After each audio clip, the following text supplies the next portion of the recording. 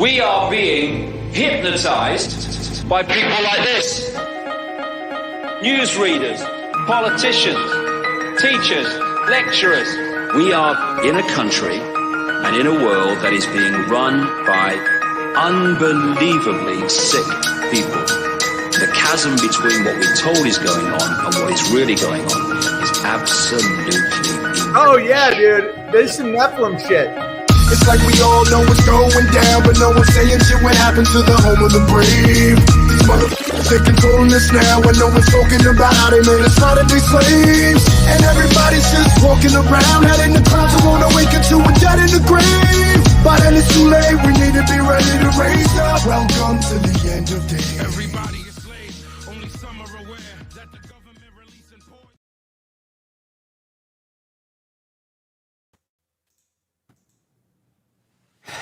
Sorry, I fucked that up right off the bat. That was amazing.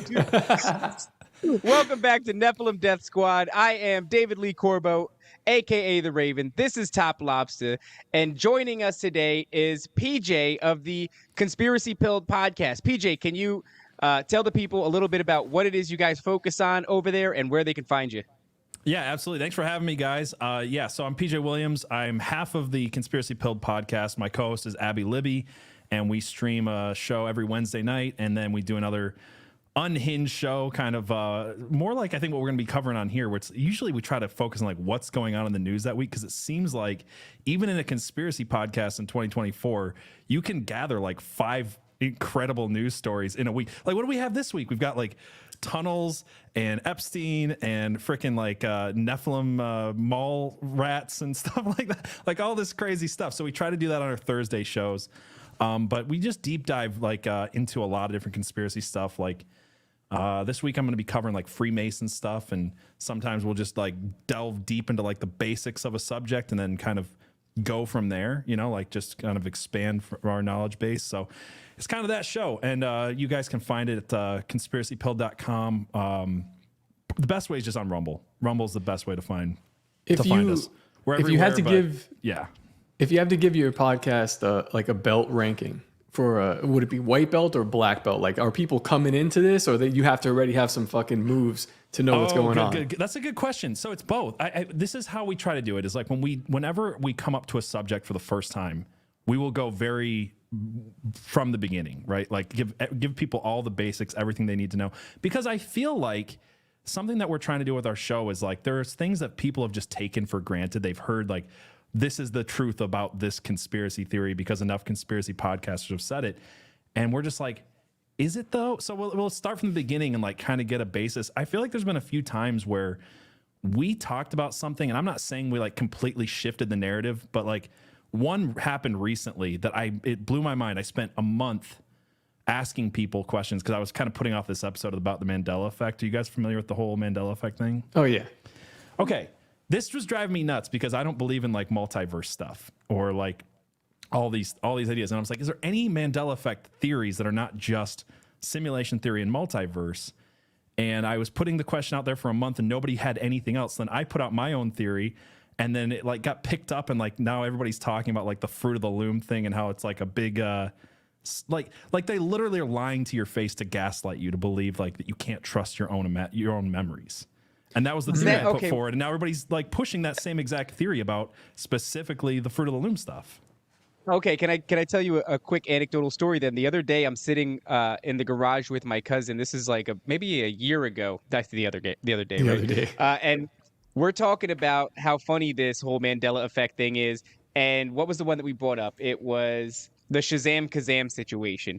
And both he and I remembered both of these situations. We remember Shaq as a genie, and we remember Sinbad as a genie, right? These are two things that we both remembered. And what happened is I started to look it up to just kind of find articles saying that it was never true. And what I ended up coming across was like, I don't know how long it was up before I found it, but it was not up long after I found it. And it was a massive body of evidence pointing to the fact that, yeah, this did exist. It was a normal thing. And what I was finding was, let's say a time frame from like 2017 to 2019 or 20. It was all this crazy Mandela effect about the Sinbad movie having never actually existed. Then the articles go quiet. And then around like 2022. All of a sudden, they pop back up again. And it's like, oh, we found it. We found the VHS. We found everything. And then there was like a parody video of Sinbad claiming to have done it, but it was all kind of we part of a covered joke. that on our show too. Yeah. But behind it, I was finding all this stuff. I was finding countless pictures on Reddit and all this stuff of people holding the VHS, saying this is one of my favorite things. I remember finding even a scene from it. And that's not to be confused with the scene that Sinbad they made where it was all the Mandela Yeah, where effects it was within the scene. older. Yeah, for sure. That I know was what you're fun. talking about. I said, hey, man, this is crazy. It's here again. And then we went and searched like 2 weeks later and it was all gone. And I don't know, maybe I stumbled upon the wrong thing, but that got me thinking to like these 3-letter agencies, do they have the ability to suppress internet search results to that degree? To sort of like you're saying, gaslight you into, I mean, we're being inundated from left and right with this multiverse theory. Right? Portals. It's like, what did that really well? The Marvel movies did that really well. It was like they kicked the door open on the multiverse and we all got super pumped for that. And then all of a sudden it started bleeding over into conspiracy theories in real life.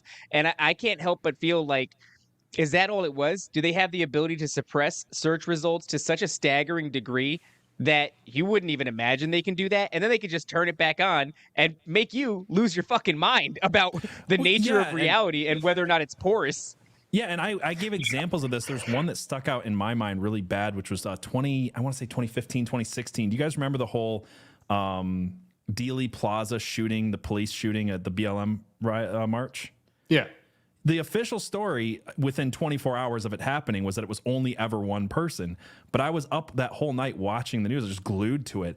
And it's like, here's footage of a guy running between pillars with a shotgun. Here's a guy with an AR-15 on a roof shooting. Here's the police like giving this, like they were triangulated. And it was weird because it's the same place where JFK was assassinated. And then the whole story the next day was always ever one shooter. So I had to like dig and finally found a few examples of them like trying to erase it from the internet, but it didn't fully take in a few little spots. So that was kind of my theory with it. But yeah, you asked the question, Top Lobs, if it's white belt, black belt. Like we start off every subject, we try to like cover the basics, and then hopefully down the road we can like revisit something like the Freemasons or like alien stuff. We did like the Pleiadians, we did like the basic, and then we'll just kind of like expand from there, try to give people like a reference back to where we started, so that nobody's coming into it with like the inability where there's like, I have no freaking idea where to go or how to get to where you guys are at. So that's kind of how we cover it. But yeah. I love it. You know, I was just going to say, I feel like I'm doing this right now. I'm creating some kind of Mandela effect because every time this thing has, how many, 2.3 million views, and it has like a lot of people responding to it. So they're at the point now where they believe this. Full on. They think that Sam Hyde is doing stuff to kids in tunnels. And you know what? I'm just not going to say anything. I think I'm just going to fucking let it go. And that might actually be a thing that people misremember later on. Incredible. I was thinking about that today. The next Mandela effect. Yeah. I was having this moment where I was like, Top is right. It's like, what do? You're trying to constantly combat what the government is doing or whatever these dark forces behind the scenes are trying to do to, as far as like demoralization campaigns or screwing up your conception of reality. And we try to combat that by like exposing it. Like, look, no, I'm serious. Look at this article. Look at this. You can trace it back to this date and you can see that this. No one cares. I think Top's right. Yeah. Instead, we should be competing in disinformation. We should I am the fake news.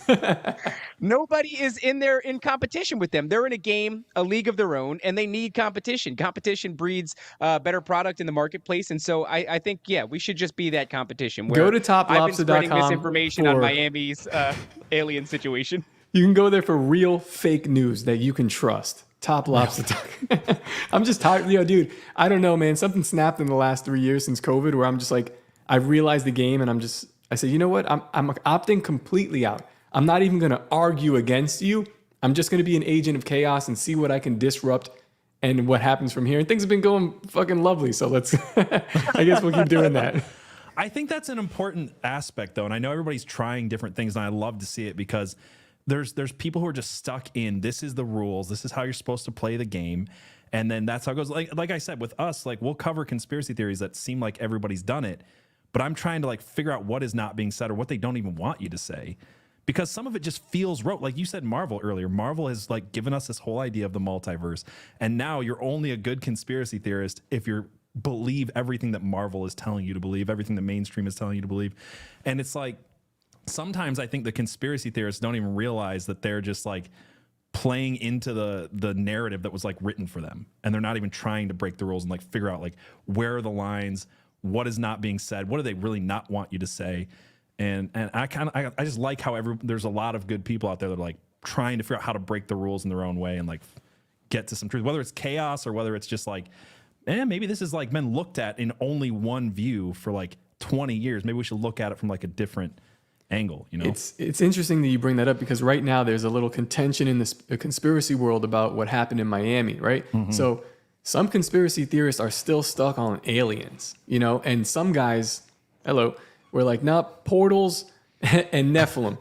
When I think actually I might have nailed it the last episode of what might actually be going on there. Because my cousin is a firefighter that's on the ground in South Florida. So he just mentioned to me, he was like, hey, there was never any ambulance. There was never any fire called. It was only police. So that right there tells, he said that, I said, is that usual, unusual? And he says completely unusual, never happens. You're never going to have like one cop car and not two ambulances. There was 1,000. There's not one emergency response. So he was like, it just seemed like it was an escort. Like that was supposed to happen there, whatever they're doing. They shut off that mall. That's why we don't have any on the ground stuff. That was an op. And what was it for? Maybe there were actually like, you know, Nephilim walking through portals. Maybe it was something else, but whatever happened there was a closed occasion. That's my opinion. I don't know what it is, but anyway, to backtrack, the conspiracy people now are stuck between aliens and Nephilim, and the argument there is like bizarre, right? What's going on with these people, David? Well, I mean, I'm kind of hesitant myself. When we did that last episode with Mark Claire, he brought up something that I thought was incredibly revealing, which was we just had the situation only about a year ago in Vegas where 10-foot tall entities landed in a ship in some dude's backyard while him and his relative are working on a truck. And then what? Police see a streak across the sky with their chest cams. They're even doing strange things like stopping people on the road and asking them if they saw, which is like totally bizarre that an officer would ever do that, right? You would have something strange going on in the neighborhood, and then instead of trying to sort of quell the situation, you're stopping people and asking them if they saw that. But during that whole event, the internet never whispered Nephilim, and yet somehow you have aliens.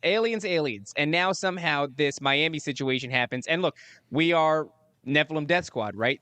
Everything, in my opinion, the best conspiracy theories can always be boiled down to their root source, which is typically something biblical in nature, something that's at least our opinion. And so when I see that, I should be super pumped about it, but I'm very skeptical because, like Tom said, because we're completely schizophrenic. We're like, this is exactly what I said, but I don't like it. I feel your pain right now, because I've been trying to say the same thing about a lot of conspiracy theories. Where it's like we get stuck on this alien narrative that seems very forced, and it's like it's not. Again, it's not that I don't believe people see UFOs, that people have been abducted by grays, any of that stuff. There's so many firsthand accounts from like credible people. I think there's something there, but it's also like we're looking at this through this very psyop-y lens, I should say, of like Ancient Aliens, which is like all this Anunnaki bullshit, all this like aliens are God bullshit, which is what the fallen angels want you to believe. It's literally a psyop for them, and we actually traced the origins of that particular show back to the most famous alien UFO psyop guy. I'm trying to remember his name right now, but he's the one who psyoped Paul Benowitz. Are you guys familiar with that whole story about the Dulce base? No. So I know Dulce. Quick overview. Quick overview. The guy's name's Richard Doty. Look him up. But he worked for the Air Force, AFROSI, Air Force Secret Intelligence, or whatever the hell it's called. And he found a guy who lived across the road from an Air Force base, and they started feeding him false information through like radio waves and stuff like that to like drive him nuts. And then to see like when he stops hearing the information, we'll know that we've like completely encrypted our channels. That's so but then they fucked, took dude. it further. They started breaking into his house and drugging him and like feeding him false documents and using his closest friends to feed him false documents. And the guy went so insane that he created this whole idea around this Dulce base, this underground base. And it basically comes out that like, yes, there's some type of military underground base here, but the disinformation was so like well done that it all sounds like shit and nobody knows what to believe because it's just this super well like disinformation campaign. So that same guy goes to Linda Moulton Howe and feeds her the idea of the Ancient Aliens TV show to get her to make a documentary. And she starts to fall for it. And then he's literally a guest on Ancient Aliens. Are you kidding me? No, look it up. Look up Richard Doty. He has been a guest on Ancient Aliens. And his most famous thing he ever did was fed disinformation to Paul Benowitz and the whole UFO community. Got like, I think his name's William Moore or Roger Moore or whatever the hell his name is, like completely kicked out of like MUFON back in the 80s. Like the guy's a disinformation agent. He's just like, this is so easy. I bet we could do this on a larger scale. I bet we could do this to the masses. And not only that, but it becomes like this, incredibly popular show. Ancient Aliens I just is realized, like, that's fucking entry-level shit for everybody. Dude, everything else that I do, like my other shows, my companies that are like linked into this personality, I'm completely lying. Like I went on Stu Peters' show and he was like, here's this picture of this little kid and he's crucified. I did a whole thing and it was like millions of people reacting to it. And I just looked at him and I said, yeah, I lied to the people. And it was easy. And this is the only show that I'm literally coming here. I swear to God, I'm trying to tell you the truth. And now I realize I've painted myself as just a complete psychopathic liar. So take it how you want. I know when you had that thought. It was when he's describing that guy, and I at the same time went, that sounds like a job for Top. Like for Top to just feed information to this poor dude and just fuck his whole life up, break into his house, fucking hide documents that aren't even real. Holy shit, man. That's an incredible gig, by the way. Yeah. Man, that's a pretty good story. I want to be the guy that's like, you were getting paid? Like, I hope this guy was getting paid or something. Jesus. Doing this for free? Well, I wonder if Ancient Aliens paid him. But, I mean, I do have a lot of hesitancy now because I don't even think, like, for the Miami situation, and we'll get into what we intended to talk about, but I don't give a shit. As far as the Miami I'm situation just here to talk goes, about whatever, man. I can go in hell any, yeah, any man. which Well, I want to talk about so. For the audience, we're going to talk about the Epstein list, and we're going to talk about Jews in the tunnels. And at the Jews we're going in to the talk tunnels, about what we want to talk about. Yeah. We don't give a fuck about the guests. Whatever we want. Exactly. Well, PJ doesn't even know about the Jews in the tunnels because it just broke this morning. He hasn't had time to do research, which is exactly what we want. I want heavy speculation on this show. Heavy speculation. No actual there we information. Yep. We actually have, we have a video. Oh, you do? Of the tunnel? Yeah, let's go to that. I'll pull that up. Yeah, but go ahead, David. I'll pull it up. Well, I was just gonna say, I mean, we pretty much already got to the point where it's like, as far as Miami goes, I am actively spreading disinformation on Twitter. My followers understand it; they think it's fun. But the reason that I'm doing it is because I need this story to stay open because I'm unsatisfied with the official story. It doesn't make any sense. But I do not think that it's aliens, and I do not think that it's Nephilim. I would like it to be, and that's a really sexy idea. But as far as I'm concerned, there's something else, a little bit more government, operation going on here. What do you think? What do you think is going on here? Is it a government operation? This underground stuff? Like, are they running? We can get right into Epstein for this, but check this video. It's wild. This is a big video. Yeah, PJ, I think probably should see this. Yeah. Number one, just the infrastructure, huh? Made a brick do a brick, I ain't with bullshit, this brick so. Yeah, from the streets, but I got a little sis, but I had to go cook no brain. Is this really going on the streets beneath us? This is I think so. This is hilarious because the first thing I read about the whole underground Jewish tunnels this morning was an article from Not the Bee, and it says there are Jews coming out of the tunnels in New York, and I'm not trying to be anti-Semitic or something like that was the headline. And it was like, it's like people are tweeting like, listen, this is really happening. There are like Hasidic Jews like coming out of tunnels. Dude, I'm not anti-Semitic. It just is happening. It's such a great way for this to be like presented to people. Like in this time where right after Kanye West and the entire world's anti-Semitic and shit's moving really weird for Jewish people, they can now do this. It's almost so on the nose where it's like, they're like, I dare you to be anti-Semitic about it. As a matter of fact, that video I just showed you has almost 6 million views. The world is just, I don't even know what's going on right now. It's just I think it's a simulation. I think that's what we're living through right now. This makes no sense. We've reached the part of the story that like we're enthralled entirely in chaos. I mean, we just got off of a podcast yesterday, and as soon as we were done, this is what I opened up my phone to, and I was like, what is this real? And like, sure enough, it is real. But I mean, look, man, we're in the middle of the Epstein documents getting re-released, which, a lot of that is shit that we already knew. But it's nice to have some confirmation, I guess. And the Miami situation, all these crazy things are happening. And I looked at this. We just had supposed shadow beings, 10 feet tall shadow beings walking around Miami Mall. Like, so what? So what? Exactly, dude. I saw the Jews coming out of the tunnel. And I was like, what the fuck is going on here? That one video where he's coming up and he comes out of the grate and the guy's just recording him. And then he does a little juke. The Jew does a little juke and then he fucking slaps the camera and he runs away. Yeah. I'm like, is this fucking real, dude? This is insane. Dude, I have been told that I am a disinformation falling for every psyop this week because I've talked about everything. So like at first it was, you're talking about the Epstein list. Don't you know you're being distracted from something else? Then you're talking about Nephilim in Florida. Don't you know you're being distracted from the Epstein list? I'm like, yesterday I was told that was a distraction. And now today it's like Jewish underground tunnels. And it's like, don't you know you're being distracted from the Nephilim and Epstein list? It's like, what's your distraction? Can we just talk about all this stuff because it's insane and the world we live in is nuts? Like, my answer to that is, it's like I'm autistic. I can focus on all three at the same time, motherfucker. Yeah.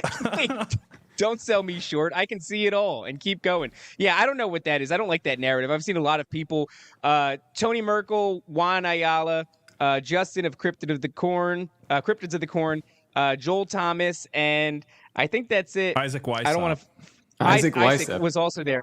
Yeah. They all just did a really awesome episode, and I'm watching them on Twitter get attacked by a bunch of morons for even talking about the situation. And it's like, you're talking about the Miami situation, and I'm just like, man, it's a strange phenomenon. The outrage it'll generate in people that you should even mention a thing that they've already dubbed a psyop or anything like that. And it's like, even if it is a psyop, what is more entertaining than this? Well, I don't want to talk about Biden falling down the stairs. I simply don't. All right. I want to talk about fucking shadow entities, Jews in tunnels. Like, this is what I want. This is high level. This is peak entertainment. You just said it, though. You just said the one thing that everybody like is so, I don't even know what the word is. Like, people just need to take the sticks out of their ass for a second. Like, it's entertaining. Like, I believe in tons of the stuff. I believe what we're talking about. I think there's truth to be found. I want to get to the truth. But if I'm not going to be entertained, I'm not going to keep doing this. And people are like, Amen. Oh my gosh, you were having fun. You made a joke. And this is some serious stuff. And it's like, I don't know, man. You do this job. You talk about conspiracies this much every week and don't try to have fun with it and don't go nuts. Dude, like, the only reason lose their freaking minds. If I'm not having fun doing this show, I'm not going to show up next time to do it. Right. And that's just, yeah, it's like, this is all about fun for me. We're trying to bring you some facts, loose shit, you know? But I mean, it takes a little bit of that. But we're just having fun, guys. Everybody should be having fun. The world is ending. What are you doing? This is the last year. This is the finale. Show off. Take your shirt off, guys. Yep. I think that's the big takeaway, right? It's like everybody's heard of gallows humor. I think you need a form of it when you're in, discernibly from my point of view, we're in the gallows. We're in the end of days. Israel or whatever is trying to force biblical prophecy. They're trying to force the return of Christ. There's all this really awesome shit happening. The idea that I would be hunkered up in my basement, not even wanting to look at it. I'm so just desensitized. You could show me any of it. Show me all of it on multiple screens at the same time. I'm Donald Trump looking at the eclipse. Like, just if whatever conspiracy you got, I'm just looking right at it. Like, nice just eclipse. Smoke coming out of your eyes. Like, sir, use the glasses. I'm like, no, this is the last year. That's a nice eclipse. So, all right. With this, I want to get what little information we actually have about the Jewish tunnels out on the table. PJ, I don't know what you've heard, but I'll toss in a couple of things that I have seen. Essentially, it was this idea that these practicing Jews wanted to be able to continue to attend church, but during the COVID lockdowns, obviously, like many religious practitioners, they were barred from doing so because of restrictions. And so they dug a hole. And they all got in the hole. And there's some weird shit in some of the images, right? There's like baby strollers or like a high chair. I know a lot of churches that were shut down like during a high COVID. Chair that I saw, yeah. I'm from Brooklyn. It's also a poop mattress. Yeah. So I'm from Brooklyn. I know the community that they're from. I think they're from Borough Park. That's like 15 minutes from where I was at. I know a lot of churches. Not one dug a hole. Not one of them came together and like, let's fucking dig a hole. Like we want to worship. Like no, they kind of just shut down. It's weird too. These are not manual labor people. Yeah, who dug the hole?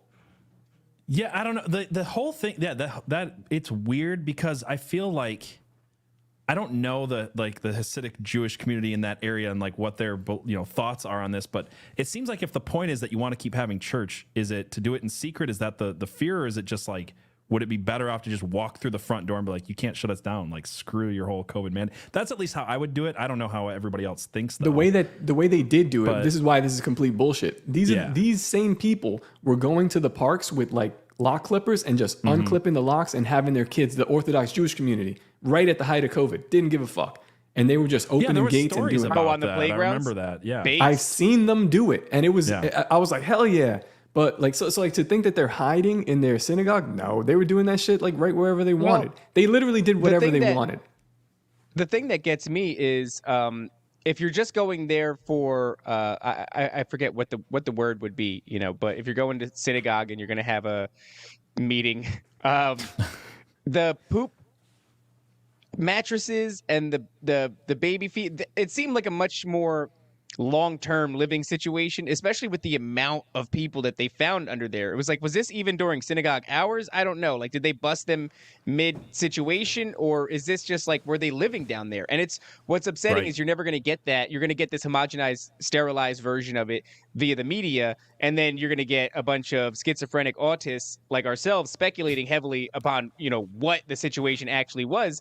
But I mean, I saw videos where they had to bring down one of their elders to try to convince the community to leave this underground cavern, and they were up in arms about it. They were basically, I don't know what they were saying in Jewish, but it sounded like they were saying, fuck you, no way. It's Hebrew, it's Yiddish, but it's what they were saying in Jewish. Very funny. From being from New York, there was a conspiracy theory before I was a conspiracy theorist about like people that lived underground, subterranean people, that the government knows about them. And they just basically ignored them because they couldn't it would be too much of a hassle to try to tax them. We just talked about this like a couple of weeks ago. I was hanging out with you and we were saying that that's a thing. My mother was telling me how she heard that on like Coast to Coast or something years ago. And then I heard it, and now we're seeing these. Are these the tunnel people?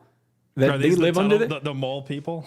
Are they? I mean, think about it. The government doesn't fuck with the Jewish community, with the Hasidic community there. I don't even think they tax them. They just like, just leave them alone. Let them do what they do. That's the thing too, is like, it's not unique. And I know what people will be saying, it's like, oh, this is an attack on all the Jews and this and that. It's not unique to the Jews here. It's the same as these Mormon cults, the Amish cults.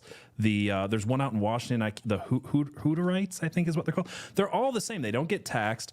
They kind of go under the radar. They can do some pretty awful, dirty, shady stuff. And anybody who's been around them knows that this is like, it's kind of a tax haven for, crime. A lot of these super quote unquote religious cults.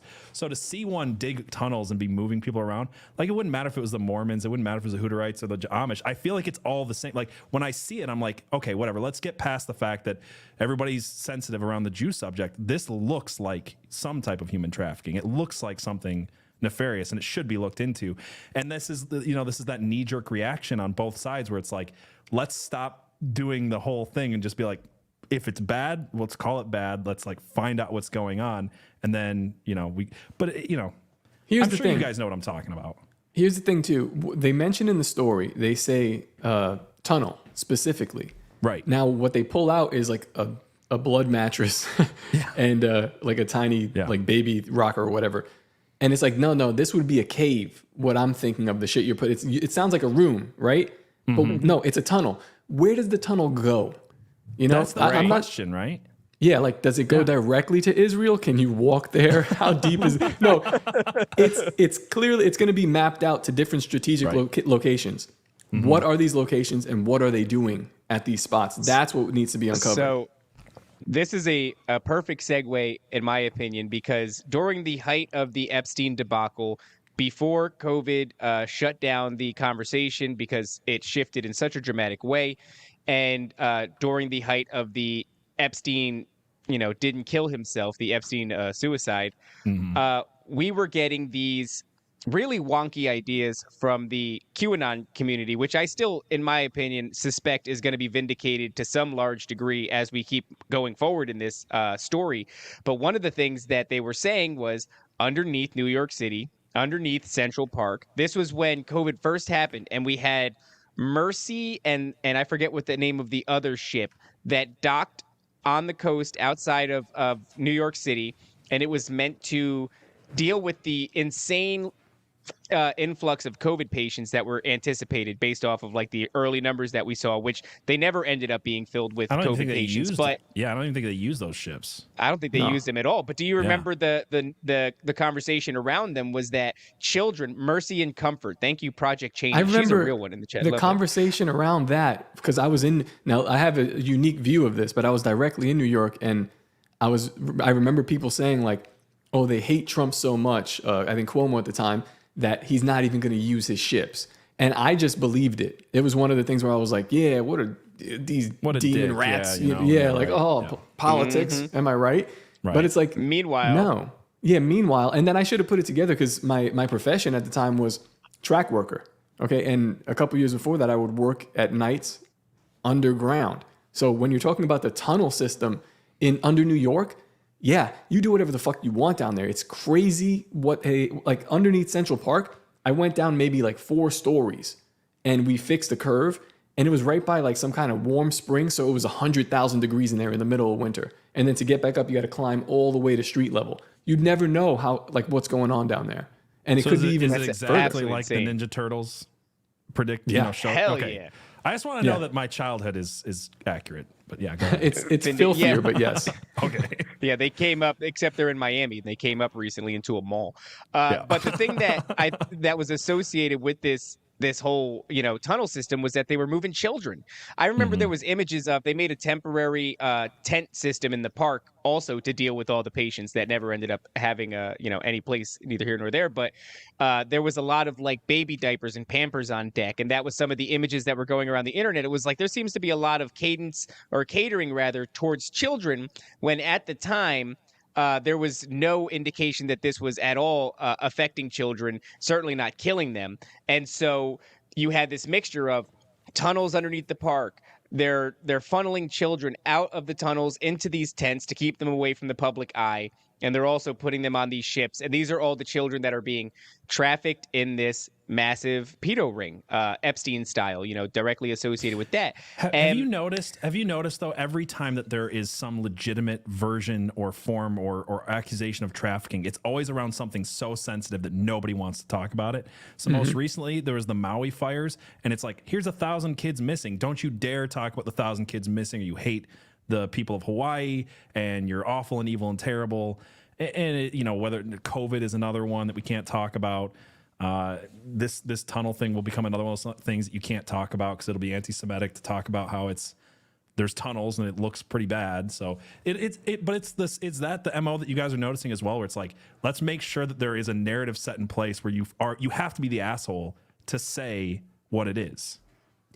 Yeah, and unfortunately, I feel like in today's world, you do have to kind of be an asshole. You can't be like a good person operating.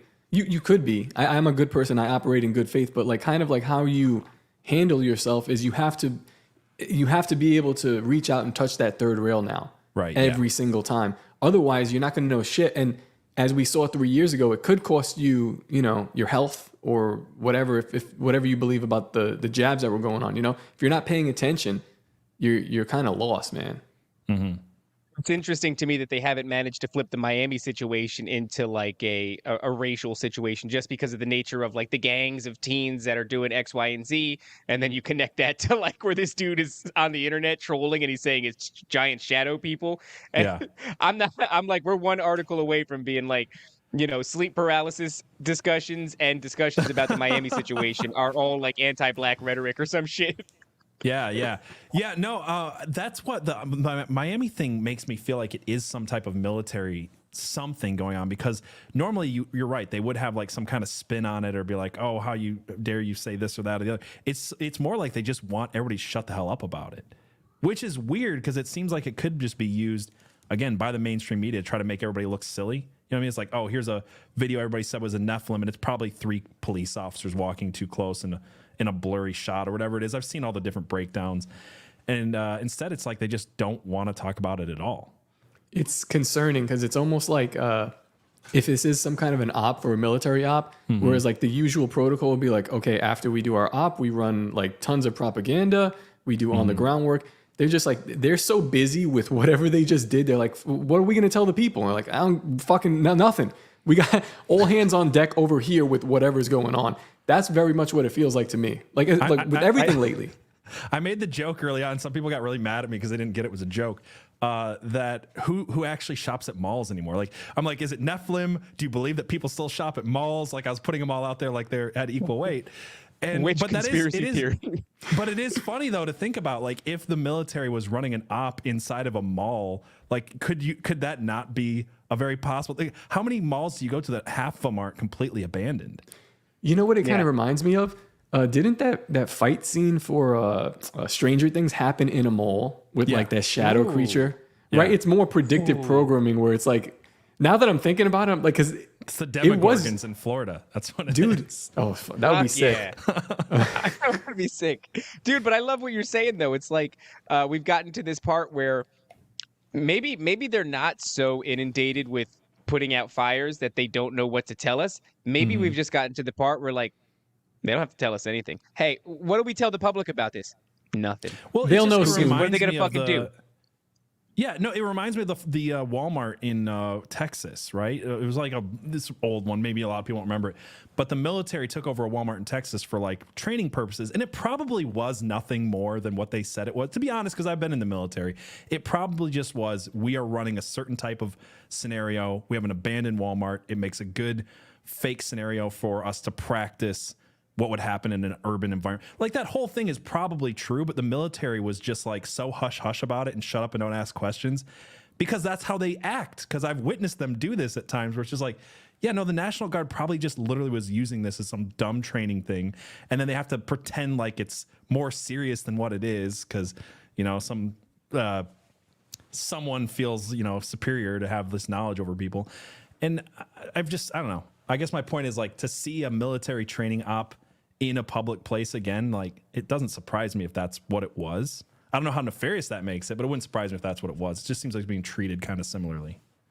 Yeah, I say out of that whole situation, the two most significant things to me are just the fact that they are attaching the phrase Nephilim to this. I just go like, wow, look at that. That's an interesting shift in culture. How did it happen? And then, right? I know how it happened.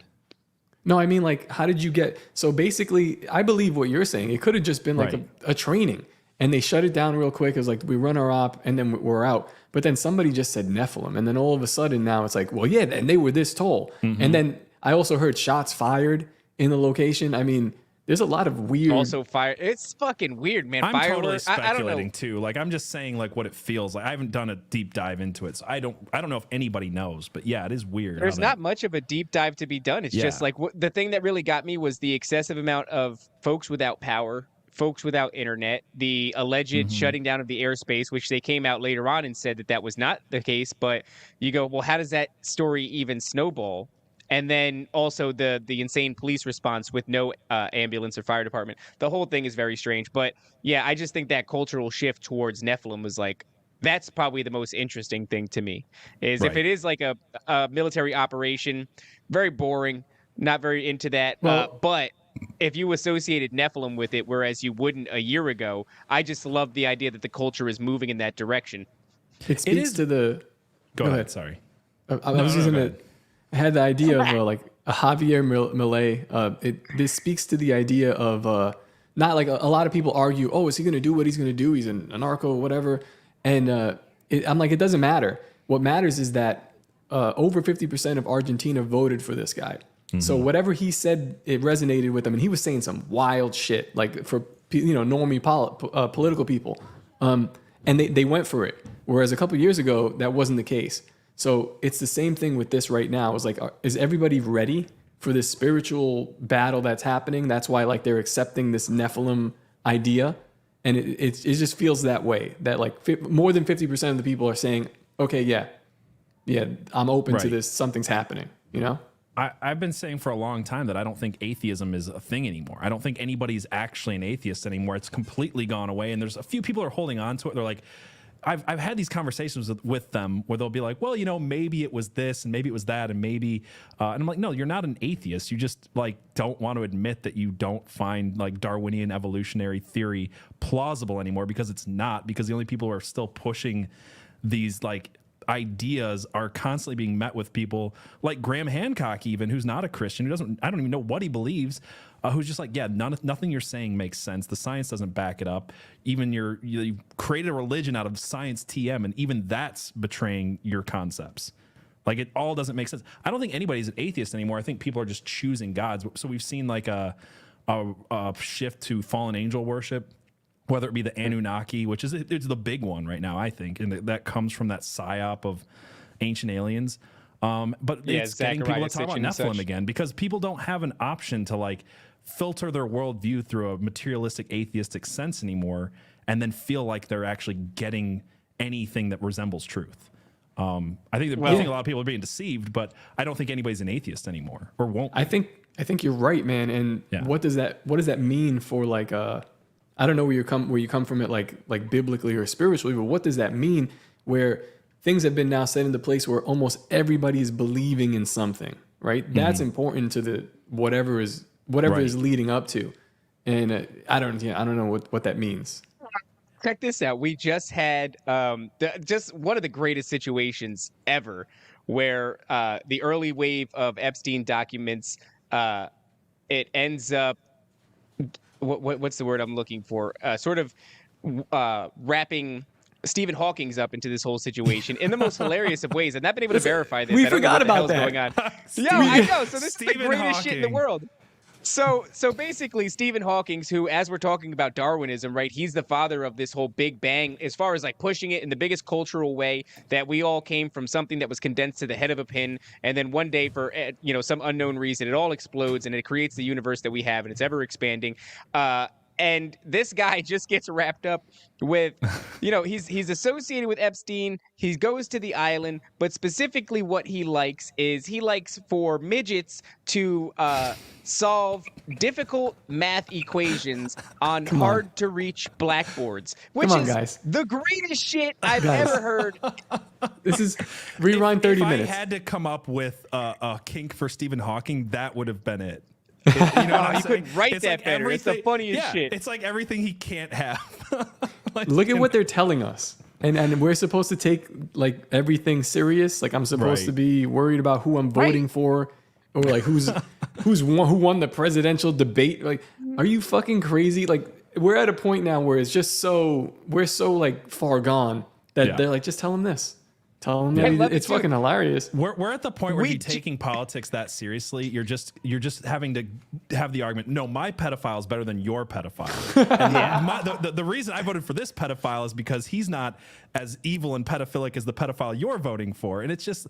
I think it's also it's a coping mechanism. It is. You focus in on politics just so that you can drown out the other noise. But Owen Benjamin just posted this video that like it was such an epiphany for me. I never really thought of Stephen Hawking's very much at all, and then all of a sudden this video comes out where he's being interviewed back in the 90s before he had the brain to speech robotic voice, and the guy's going, well, Stephen, when did you first know that you wanted to be a scientist? And he goes, Stephen fucking Hawkins goes, and then all of a sudden a fucking human translator goes, well, he said he's wanted to be one probably since about 8 or 9 years old. And it's like, so what you're saying is this is Helen Keller all over again. Oh, wow. Dude, yes, they fucking lied to us. They rolled out a fucking a handicapped dude onto the world stage who was totally not able to object, in any form. And they said, he's a super genius. He's way smarter than you. He knows everything. Listen to him. And it's like, this is literally like 300. What's he going to say in defense? He could be mumbling like they're using me as a pawn, and then the computer in front of him that some other dude is typing into is like... He's just saying, kill me. MC squared. Yeah. Kill me, please. Kill me. Wasn't his whole thing about like space and shit? Wasn't he one of these guys? Yeah, it was about the Big Bang. That was his shit. Exactly. And like, Yeah. dude, he inundated, he moved culture. Before Top Lobster was moving culture, he moved culture, right? He pointed us in a direction where all of a sudden now people are just spitting Big Bang rhetoric. I got into an argument with an atheist when I was younger, and I was like, look, man, maybe the Big Bang is a real thing. Why did it happen? What existed before Right. it? And that was just like the stopper, you know? But if it wasn't for, you're saying atheism died, he was one of the major backbones to atheism. You have to answer the unmoved mover question, and this is like why I reject the whole like simulation theory. Going back to like why I was having that issue with the whole Mandela effect thing, where it's like it's a simulation. I'm like, so your idea is that God does exist. It's just that he's a computer programmer in his mom's basement, and then you have to answer who made that guy. And it's just such a retarded like kick the can down the road concept that I just reject it. It's just rebranding. Maybe let's just say we do live in a simulation. Who gives a shit? Like eventually down the road, you have to get to the idea that something created things, that that nothing existed, and then it was for no reason at all exploded and made everything. It's just, it's so stupid. You have to be like really smart to believe something that dumb, and then everybody can like get around it by like multiverse and many worlds theory and simulation theory. And when you break them down, they're all really dumb, and they all come back to this idea that Schrodinger played a joke on people, and they were so smart that they didn't get how stupid they were. He's like, if you put a cat in a box and you can't see the cat, it's both dead and alive. And they're like, yes, this makes so much sense. And he's like, no, you're missing the point. The cat's super freaking dead, man. Like you're so full of yourself that you think just because you didn't observe it, the cat could be potentially alive. And do you hear how stupid you sound? And everybody took Schrodinger for the next 100 years as like some brilliant thing. He was joking. He like talked about how he was joking. Amazing. And people still talk. People still teach this in college. Isn't this the same thing though? This is the all right. So the act of observation determines the state that a thing is in. In other words, you observing it determines what's going on there, which is another way of saying like you're godlike. That's you know, exactly which is what the it's saying. fucking same lie that was sold in the garden, bitch. Like it's the same 100%. shit. The funny You thing can about be this, God. as you're describing that, I'm just thinking about vaccinated rates among like the college educated. It's like almost 100%. Like the smarter you are, the more likely you are to do such a thing. And I was like, well, because what is intelligence in our world today? It's just how much brainwashing and programming have you gone through? Like me, a not intellectual, a truck driver, can see through so much of the obvious bullshit that someone with a 7-year degree can't see through. Is proof that it's a lot more about programming people than teaching them anything. This is I why feel like- the Pepe the Frog meme is so relatable, because it's like these little retarded frogs always know the way, and it's like they're just dumb enough and they follow their heart. You know what I mean? And like that's why they're always like wholesome, and you can always relate to the Pepe the Frog meme. But it's always like he's just retarded enough to not be able to be propagandized, but also a little bit above, he's not stupid, so he can still navigate life and ultimately find the right path. It's like that sweet spot on the autism spectrum that you got to nail that sweet spot.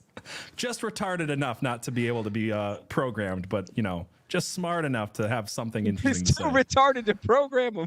That's it. You have to inundate people with all this education to be able to program them. But if we don't pay attention, we're too stupid. there's like, I think about that level of autism a lot after watching the show Love on the Spectrum. Have you seen that one? Little bits of it. I don't really watch a lot. Watch it on Netflix, dude. I watched the whole thing. I binge watched it. There are people, they're all on the spectrum, but like depending on how far they get, they're completely incompatible. And you have to have like almost the same exact level of autism to pair them up. And it doesn't matter what they look like or like even what they do. If they have that same exact level of autism, they're a pair. And then they're married. Like it's wild to see. But like the range is crazy. I think I'm in the sweet spot. Now I gotta watch this just for like understanding humanity better. I gotta watch Love on the Spectrum. So it's not a bad show. It's just weird because the whole thing is, it's funny, and Netflix knows it's funny, and everybody watching it knows it's funny, but you're not supposed to laugh. So if you do laugh, it's a really good time. But if you're like too caught up in not laughing, even though they're trying, even the cuts are designed to make you laugh. You're like, motherfucker, you're really trying to get me to laugh at these retards. So all right. When it comes to this whole Epstein list, I'm aware of like a few people that got wrapped up. Like I saw early indications that it was the usual suspects, right? Stephen Hawking's admittedly for me was a new one, and I don't know if he really was there, if he's just screaming in the that. only new one, yeah. Yeah, but we got Oprah Winfrey, Prince Andrew, Bill Clinton went from 26 flights on the Lolita Express to I think visiting Little St. James, or maybe I don't know if it was Little St. James, upwards of 70 times. The number that I heard was 70 times, which is like I've never been anywhere. With video to prove it, which is another one where if you said that in 2017, people would be like, interesting, but you're crazy. It's like now it's being reported just in the mainstream media, which is fucking crazy. Did you guys see any other considerable names that were mentioned in this whole thing? Because it's like it's upwards of releasing like 90 pages one day and like another 300 pages another time. So I did a show where I woke up last Thursday, I guess. So what was that, the 4th or something like that? And I woke up to 3,000 pages of released documents, and I spent my entire day searching through these documents, like Control F, looking up every name possible and scanning and reading other people's coverage and watching videos. And I literally just did that for a whole day and then kind of reported that night on what I found. And what I found at that point, it's evolving and more is coming out since, and I'm keeping up with it as much as I can, is that it feels like the whole point of the release in a lot of ways was to get people to feel like they were given something that they weren't given.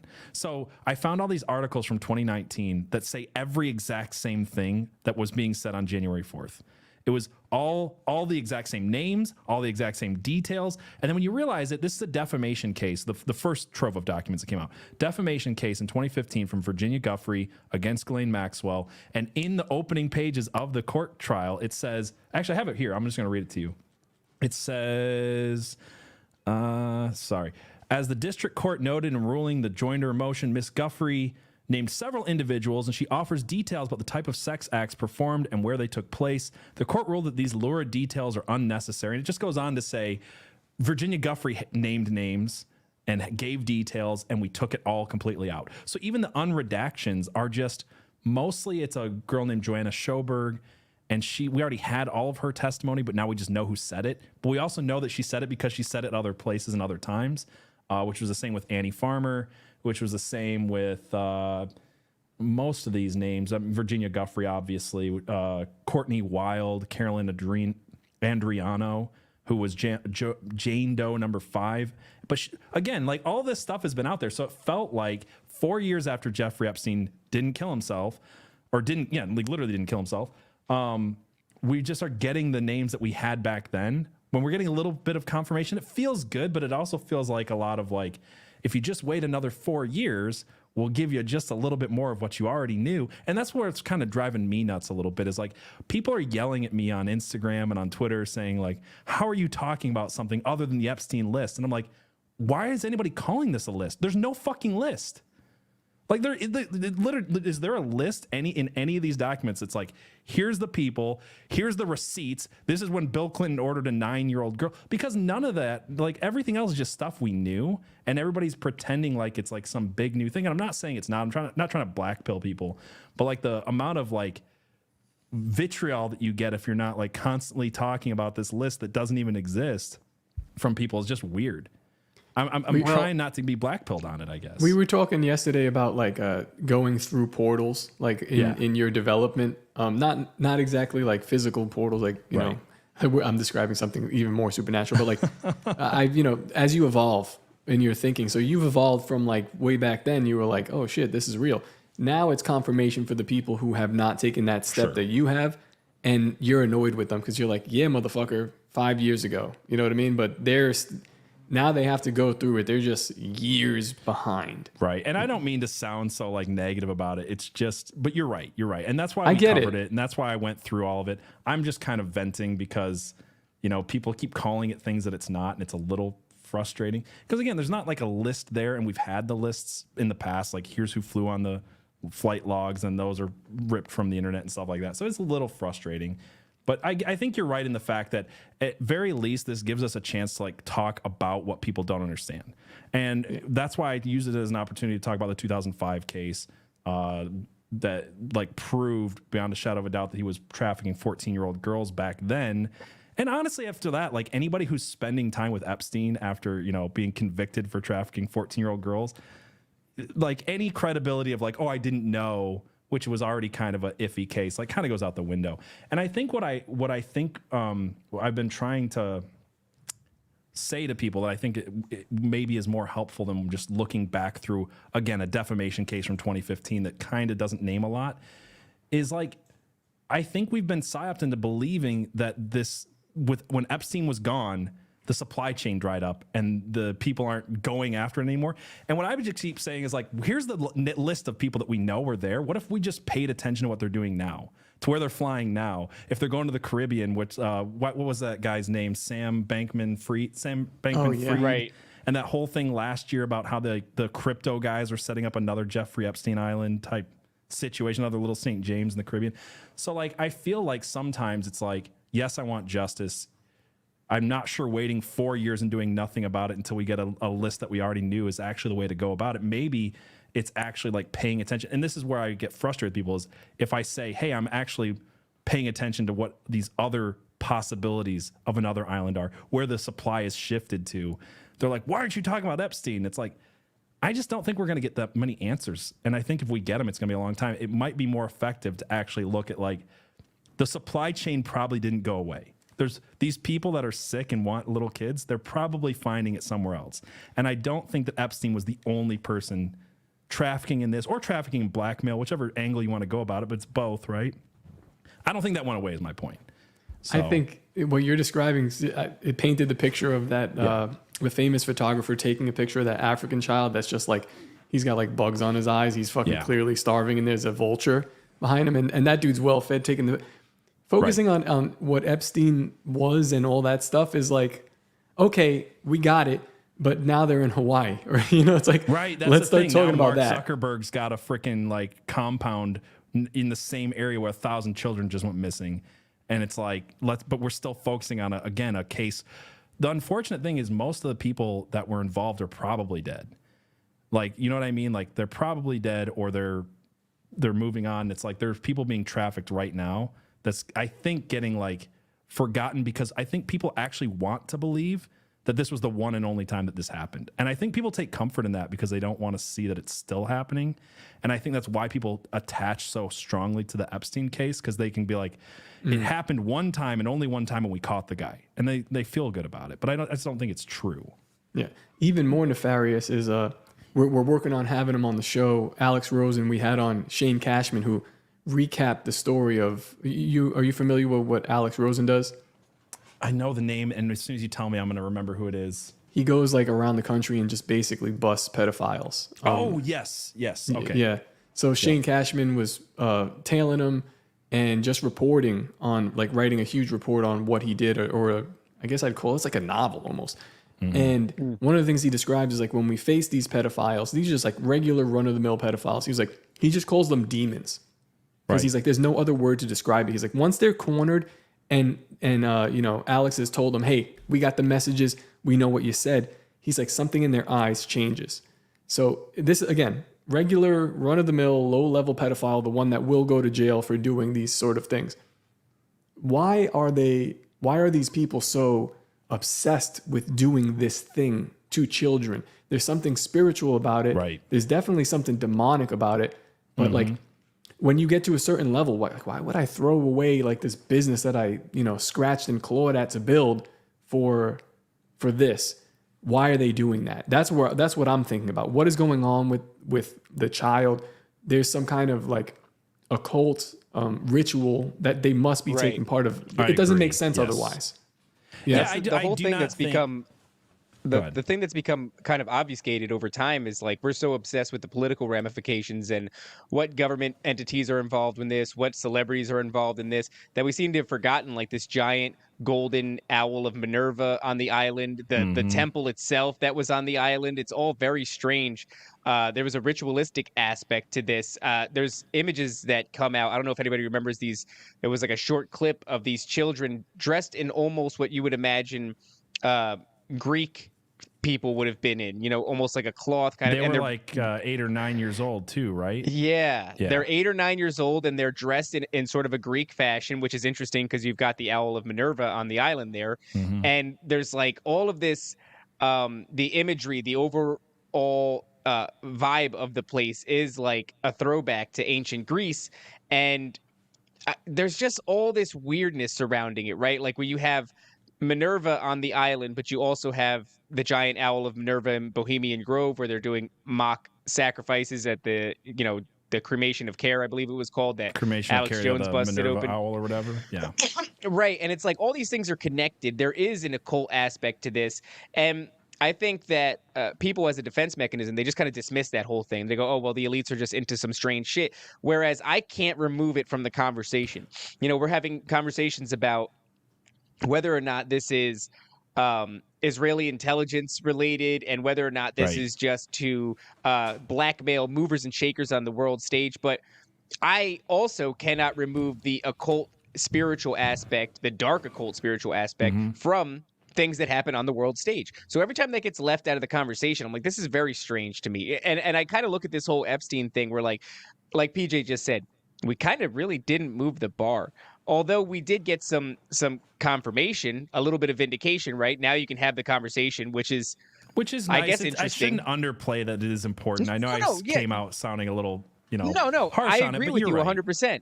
I think what it does do is it allows the conversation to be had by a much bigger body than what was previously happening. And I think that when that happens, I go, it almost doesn't feel organic.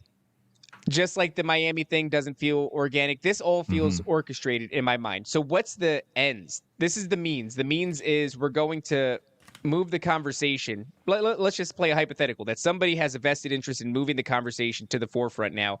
Now the general public is allowed to discuss Epstein and all these people that are implicated in a real way. To what end? Why are we now allowed to talk about it? And why are we now allowed to move around with a sense of vindication? What comes next? It's like they prepare us in stages. I think you nailed it, though. It's that it's anything to get people to not focus on the occult sacrificial aspect of Epstein Island, because who are we talking about here with these documents? We're talking about, unfortunately, Joanna, and I'm not making light of it or saying it's not bad, but Joanna Schoberg joined Epstein's employ at 19 years old. She was being prostituted by him as an adult. Virginia Guthrie joined at 15, and she was her big thing is that she slept with Prince Andrew the month before she turned 18. And look, I'm not saying it's not prostitution, it's not bad, it's not whatever. What I'm saying is people are only going to care so much about an almost 18-year-old and a 22-year-old being prostituted by a billionaire when we've got Isaac Cappy that leaked that footage that you're talking about, who's dead now, who leaked footage of, hey, we actually have 7, 8, and maybe 9-year-old girls half naked in bathhouses on Epstein Island. And that's the part of the conversation that's literally never talked about. The Minerva Poseidon worship aspect, the human sacrificial aspect of it is never talked about. So I think it's exactly what it is now we're arguing, well, is it really that bad that someone who of their own free will, who was almost 18, slept with a rich guy? Like, is that like, it's not going to hold people's interest. They're not going to have that same level of outrage as the actual truth, which is that there is a very dark occult human sacrifice aspect that involves very young children. Did you say Poseidon worship? Yeah, with the temple is like Poseidon, right? So we're of the belief that the Greek pantheon were Nephilim, because obviously different cultures called them different things. It's just fallen angels. Yeah. So it's like, it's just Nephilim shit. It's all that's it. We talk about this all the time. Yeah. And sorry, go ahead. No, I was just gonna say, as far as this whole Cappy thing and the you know what? It slid out of my mind. It's gone now. It's all right. It's all right. Continue. Oh no, I was just agreeing with Top Lobster that we talk about the fact that these old gods of the Greek pantheon and the Roman pantheon and all these old pantheons, they line up very well with a lot of each other, like different names. They line up with Old Testament stuff. It seems like they're either fallen angels, some of them, and some of them I think are Nephilim. And I know there's a difference, and we can talk about it, but like Poseidon worship is fallen angel worship. That's why I generally just call all these false religions fallen angel worship, because it just seems to always come back to that. Agreed. The thing that just came back to me is we're talking about these 8-year-olds in this bathhouse and the ritualistic nature of everything. What about the inundation, as far as if you were following the whole QAnon thing, you were being inundated with really horrific artwork. Yeah. In the Podesta homes. I mean, like, and it was all children.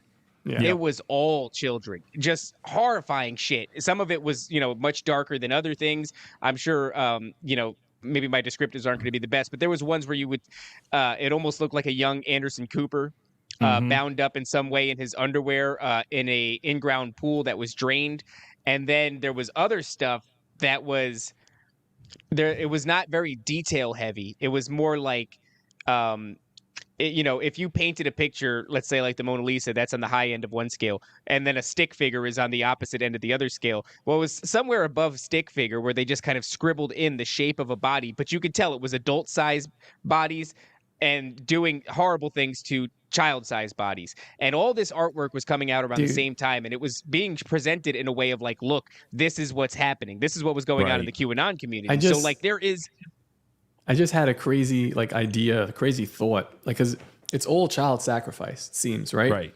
And I'm thinking back biblically. It seems like the Nephilim and the fallen love child sacrifices, right? But in the Bible, there's a point where Abraham, God tells Abraham to sacrifice his only son, right?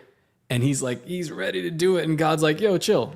I'm just playing, man. Like, that's Nephilim shit. I would never do that. Don't do that. Exactly. Take the kid off of there. That's what so we it's always say. Hilarious. Yeah. God's funny because you made this guy go all the way there. He's like, you stupid. I'm not those demons over there. I'm God. We don't do that. He's like, take the kid out of the fucking fire pit. The best part is that Abraham knew that God's character enough to be like, he's going to provide a sheep when I get up there. It's all good. He's not going to do that. I'll follow him. I'll do what he tells me to, but I know his heart, and he's not that. He's not that God. And in fact, it's such an important story. Everybody gets hung up on how could God ask Abraham to sacrifice his son? It's like the point was that he didn't. The point was that he was not like the fallen angels. He was not like the Nephilim. And in fact, it's a complete mirror of what God will later do, which is sacrifice his own son for us. It's a complete opposite. It's why Christianity is the entire opposite of every other religion ever. That's really powerful when you think about it that way. Wow. Yeah. Right. Yeah. I say that all the time. It's like every other entity throughout time has demanded that you sacrifice either yourself or your firstborn or an animal. This is the only religion that you can look at where it's like, no, it's going to make the ultimate sacrifice for us.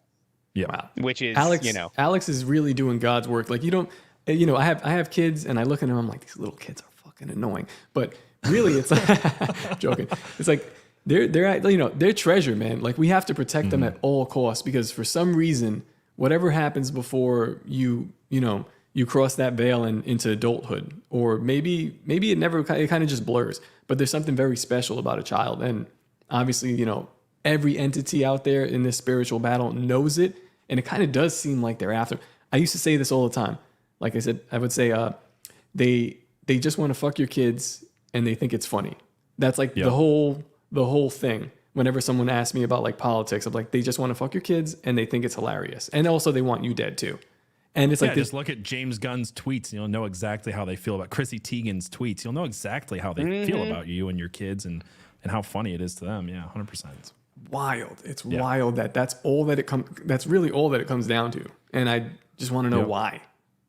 So I think playing within this whole realm that we're dabbling in right now, Epstein and all this stuff, is what I suspect will happen. And this is very much in the vein of Donnie Darkin. I know we talk about it a lot, but it's like, we'll follow the logical progression of this story. We have been vindicated on some level. We have been given a lot of names. There's supposedly, like Top said, a video associated with Bill Clinton doing these horrifying things. I've heard it's been redacted. I don't know the nature of what's going on with the video, if it's going to be released, Doesn't matter. What's happened here is a level of vindication for this community. This community is directly intertwined with the destiny of Donald Trump, which very much feels like a story that's not being, it's not done being told yet. Trump was integral to the QAnon story. And where we sit right now in the way that this Epstein list is unfolding, if something like this should happen again, what would have to be bigger than this? And I think probably in the way of conviction or vindication, at least, some of these names have to be definitively outed. So when you have Clinton, who seems to be the real sacrificial pig in this moment right now, If we get another round of this and it happens again, and we get names like, let's say, a John Legend, Chrissy Teigen situation, or we get names like, doesn't matter, whoever the hell has been wrapped up, let's say an Ellen DeGeneres, that would be a big one, right? The only thing that you could do after looking at that is pivot to Donald Trump and go, okay, is he involved? Which way is he involved? Is he involved the QAnon way, where it's like he's been working behind the scenes? Because as I said, during his administration, there was a shit ton of pedophile rings that were busted, and that kind of just flew under the radar. You would see the articles, but they were never shown in tandem. They were never joined into one big pile and said, look at this body of work, but they were happening periodically. There was giant busts, and he's also been recorded with this rhetoric of like, we got to stop these pedophiles, you know? And so if that dude gets that level of vindication, like, the story is going to take a real weird shift. And unfortunately, that's just kind of where I am in this, is I look at this like a big story unfolding. This is just Hollywood to me. You're not going to get anything better on Netflix, that's for sure. They suck at writing these days. And so, you know, I look at this story and I go, are we about to turn this corner where all of a sudden this guy is going to get this massive level of vindication? And is that the key then to Trump being, you know, beloved by all? I mean, you would certainly win over a shit ton of people who were like never Trumpers, you know. And like I said, I don't look at this as a political thing. I don't vote. I think it's all you know, a song and dance. It's a story that's unfolding. I think it's going to go whichever way it's going to go, and that, you know, because my contention is that we're in these end times, you know, that we're at the sort of the apex of the story. And so I don't know. I just kind of get this feeling like, man, are we about to turn this corner and really see this in a way that I only maybe jokingly imagined a couple of years ago? Yeah, it's so interesting, because my thought on this from, you know, back in December when they said they were going to start releasing this stuff was that this ultimately had to do with Trump in some way or another. And I know people will be mad at me for different takes. It's hard for me to look at the evidence against Clinton and the evidence against Trump and think that Trump is 100% innocent. If we're holding a consistent standard for like, hey, this person flew with Epstein this many times and this many people said he did stuff, and Maria Farmer said he was definitely banging kids, like, the standard being equal, yes, Bill Clinton, there's a little bit more, but like, being equal, there's way many people that we have said are definitive Epstein clients that have less dirt on them than Trump. But to your idea of this solidifying Trump, that was actually my theory back in December, that this will like solidify Trump if he's like looked at as the only innocent non-pedophile candidate in the eyes of these people, solidifying him to step in and be worshipped more than he is. I mean, have you seen the like rhetoric around? Like, I've been joking about it for a while. As someone who voted for Trump twice, and now I'm like, I don't even know if voting makes a difference, but like, someone who voted for Trump twice, who's like, you know, I've been saying for a while, you know, stop calling him Cheeto Jesus, essentially. Like, it's kind of a funny joke, but people have just taken it to the next level, to the point where I just a couple of times I'll just post something. It'll be like, you guys realize that Trump is not quite literally God, and people get mad. And then I posted one this week where Trump shares a campaign video that calls him the shepherd that will never leave nor forsake you. And I'm like, this is quite literally blasphemy. Well, and it's always well. So my point is, like, if they can actually make Trump into more of a godlike figure than he already is, it just feels like end time shit to me. I'm not saying he's the Antichrist or anything like that, but like, just the people that are so connected to Trump that they're willing to throw Jesus under the bus to like accept Trump's rhetoric about himself feels disgusting and kind of gross. Do you hear this idea that number one, there is some sort of impending results of his DNA, and whether or not he is connected to the lineage of the biblical King David? And then they commissioned a coin with it's his face, and behind his face, I believe, is Jesus on the coin. And then there was, you talking about like a Janus imagery where it's like, oh shoot.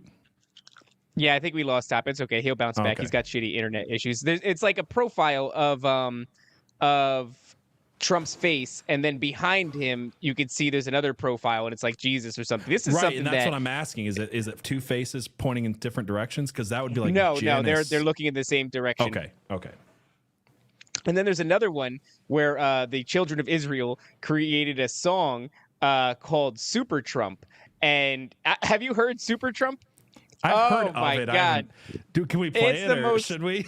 I think we could play it. I don't know what'll happen, but let me see if I can do it real quick. It's a hilarious song, and I mean it's so over the top, but it speaks to this idea of him being deified in the most absurd ways. Yeah. This is the thing. I keep saying you guys are deifying Trump, and then they keep saying no, we're not, and then the next day it's like they're doing it more, and I'm like, man, gosh, I just drives me nuts, dude. I think you agree with me though. Okay, wait. I think I just found it. Yeah, I just found it. So let me. I was looking for it. Let me share this screen. Oh, I just realized if we can't get top back, I don't think we're sharing much of anything. Boom, boom. Okay. Oh no, we can't. We'll have to wait for top to get back. Okay. But yeah, okay. the whole thing is really strange. I mean, you see these paintings of him as Jesus, like you've seen paintings of him on the cross, all kinds of really bizarre things. And I mean, I don't know if you're familiar. Are you familiar with Donnie Darkened? Yes. Yeah. You talking about the Twitter account? Yes. So Yeah. Donnie has a really compelling body of evidence. He thinks that he's the Antichrist. I think I agree with the high strangeness, but I don't agree that he's the Antichrist. Although I don't necessarily disagree. I just don't know if I'm that deep into it. But I mean, when you compile like the idea that his mother's maiden name was Christ, I had no idea about that. I did not know that either, actually.